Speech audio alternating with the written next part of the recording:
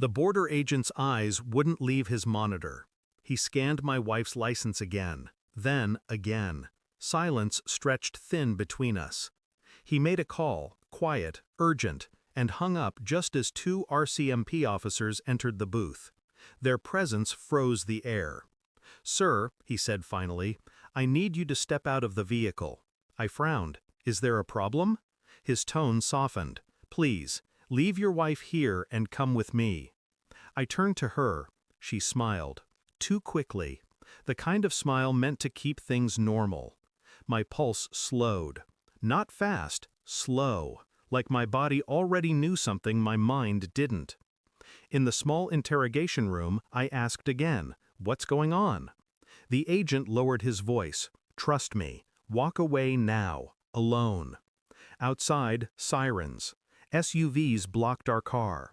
Flashing lights spilled across her face through the glass. She looked terrified. Or practiced. The agent turned the monitor toward me. One line on the screen erased my world. "Wanted, Emma Caldwell.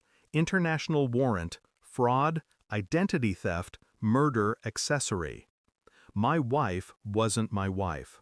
I stared at her through the one-way glass as they cuffed her wrists.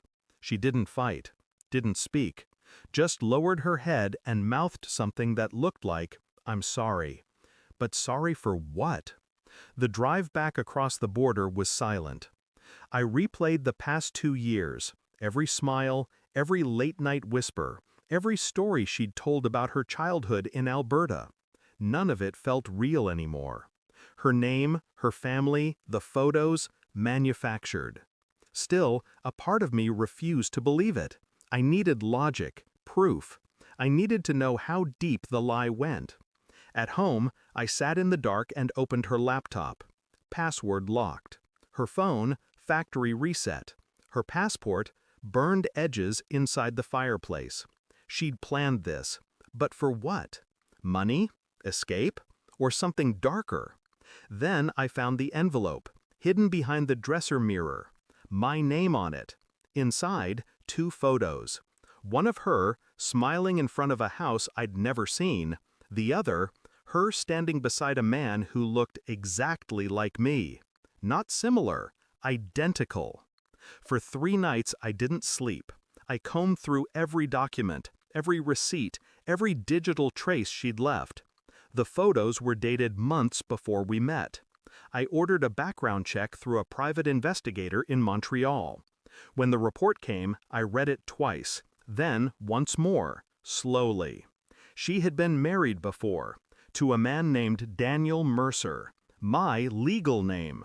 Same date of birth, same university, same face in the wedding photo, except he died 8 years ago in a boating accident. And she'd collected his life insurance payout, $8 million, the exact amount of my policy. I went to see her in custody. She looked thinner, colder. Her eyes met mine through the glass divider, and for the first time, she didn't pretend. "Who was he?" I asked. Her lips parted, a tremor, then calm. "You were him." The words hit harder than any truth I'd imagined. She leaned closer. "They never found his body, Daniel. They only found his watch. You were supposed to die with him." I didn't speak. She smiled faintly. "Maybe you forgot. Or maybe you are him. A twin? A ghost? A mistake in the system?" I watched her, trying to read the gaps between her words. The glint in her eye wasn't madness. It was strategy. She wasn't confessing. She was managing. Even now, behind glass, she was controlling the narrative. I stood.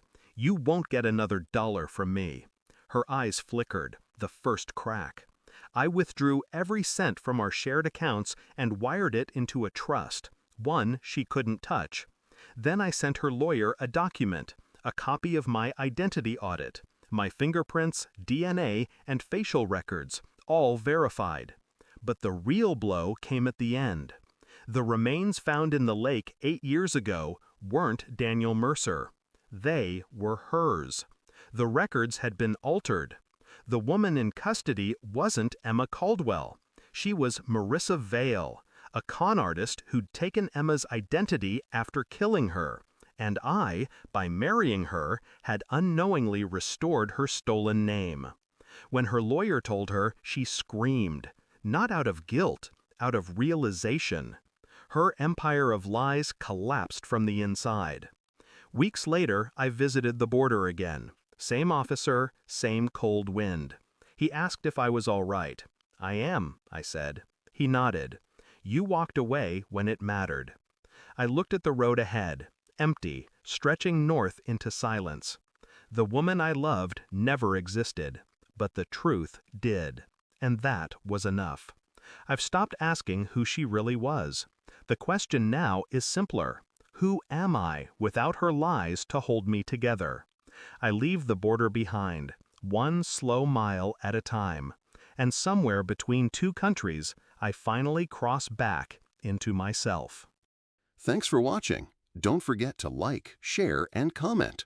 Subscribe now to Cheating Stories Insight World for more amazing stories.